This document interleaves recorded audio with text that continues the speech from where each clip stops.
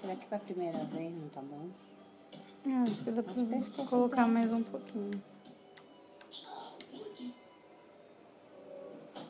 Você enche, coloca um pouquinho menos na colher. É porque ele vai pegando assim, ó. Tá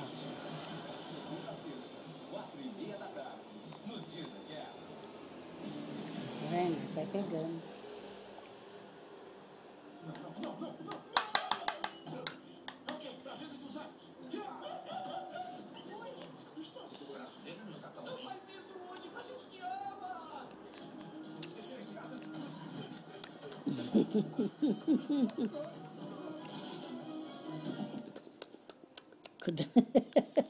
Cantante, bebê, cantante, vovó. Isso eu gostei, vovó. Tem até do meu nariz, vovó. Tem até do meu nariz, vovó.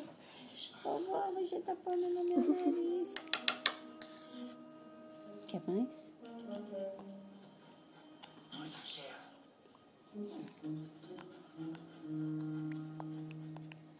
Outro de pouquinho na área. Está lá.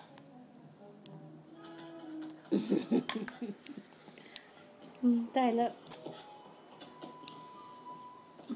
eu preciso limpar o nariz dele. Não sabia. Olha lá.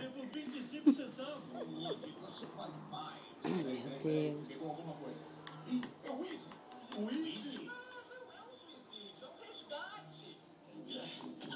Não gostou? Pensei que ele não queria mais.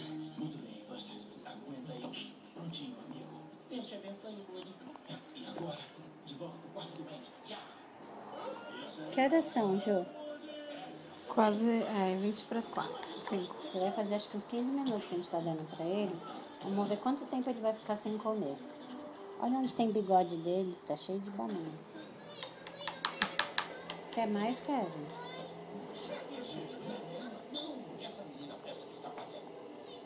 Não quer mais, eu acho.